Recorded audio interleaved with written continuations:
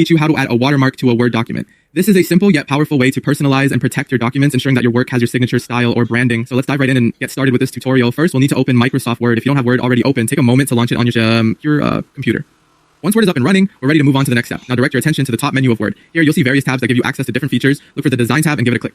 This is your gateway to many customization options that can transform the look of your document. On the right-hand side of the Design tab, you'll notice an option called Watermark. Click on Watermark, and you'll see a gallery of pre-designed watermarks. This is where you can select a style that fits your needs or preferences. If one of these options meets your requirements, feel free to select it, and you're all set. However, if you want to take it a step further and add a personal touch, you can customize your watermark. To do that, let's head back to the Design tab. We're going to click on Custom Watermark, which you'll find at the very bottom of the watermark list. Clicking this option will open a new window, allowing more detailed customizations. Once the window pops up, you're presented with various options. Choose Text Watermark. From the available choices, this is where the magic happens, as you can create a text watermark that truly reflects your personal or professional identity. Let's move on to entering the text for your watermark. You might want to use your name, the name of your brand, or even the subject matter your document addresses. Go ahead and type that in. There's more. You can also modify the font size, color, and layout of your watermark text to make sure it aligns with the overall look and feel of your document. Take some time to experiment with these settings until you're happy with the arrangement. This level of customization allows you to maintain consistency in branding and style across all your documents. Once you've made all the changes and you're satisfied with your custom watermark, make sure to click Apply. This will implement the watermark into your document. Then you can close the custom watermark window. And there you have it. You've successfully added a personalized watermark to your Word document. This small addition not only personalizes your work, but also adds an extra layer of professionalism. Thank you for watching, and be sure to check out more of our tutorials to enhance your productivity and document customization skills.